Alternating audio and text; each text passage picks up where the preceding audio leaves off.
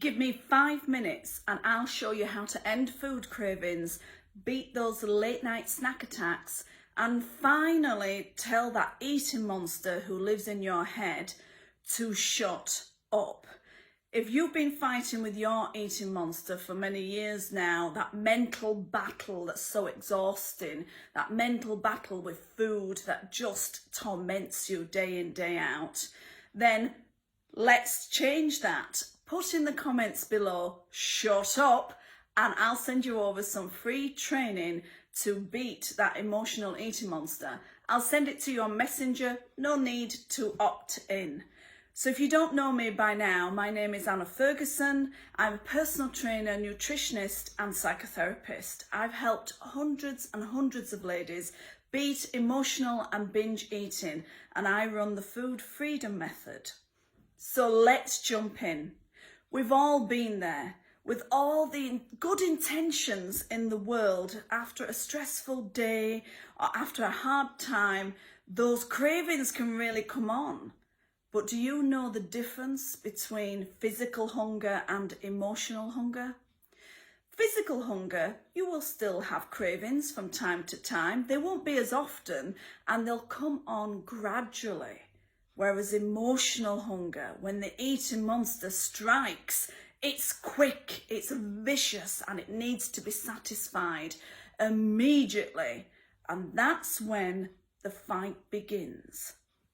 So what do we do? Well, there's 3 things that you can do to help beat the emotional eating monster. First of all, he lives on feelings, doesn't he? So he reacts to your feelings. So whatever emotional state you're in, you must change it. Whether that's a comedy, whether that's a chat with a friend, whether it's music, we need to change that emotional state. Then also, we need to change our action. So let me ask you this. Is it your hands or your mouth that needs to be busy? There's a question for you to think about. Usually it's one or the other, and you can take a different action. And then we've got to change our environment, our perspective. We usually sit in the same spot at the same time, eating the same things. We're creatures of habit, aren't we? So move seats, move rooms, change how the brain sees that environment, and you'll find the cravings beginning to disappear. Now, don't get me wrong, these strategies are great for interrupting the pattern of emotional eating, but it doesn't get rid of the emotional eating monster, because the emotional eating monster is a program in your mind, just like a program on a computer or an app running on your phone. He's there all the time, just running in the background.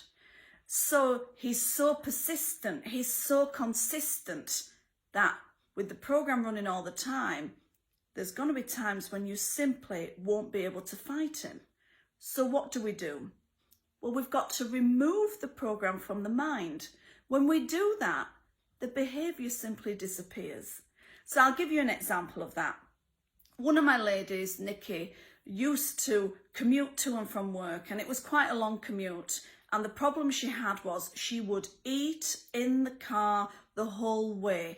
Even if she didn't have a stash of food in the car, she would go and find some and eat it in the car going home. And even the walk to the car, the brain would clock the car and the cravings would start straight away. And she says, I can't do this anymore, Anna. A, it was driving her insane.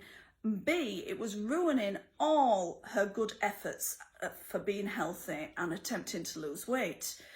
So we removed the program.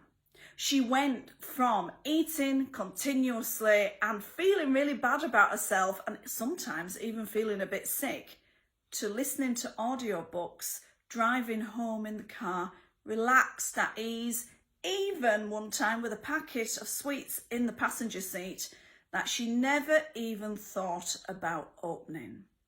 Now, if you're ready to tell your eating monster to shut up and do one, then just post shut up in the comments below and I'll send you the free training over to you in Messenger. I hope you're very well. I hope it really helps you. Let me know how you get on. I'll speak to you soon.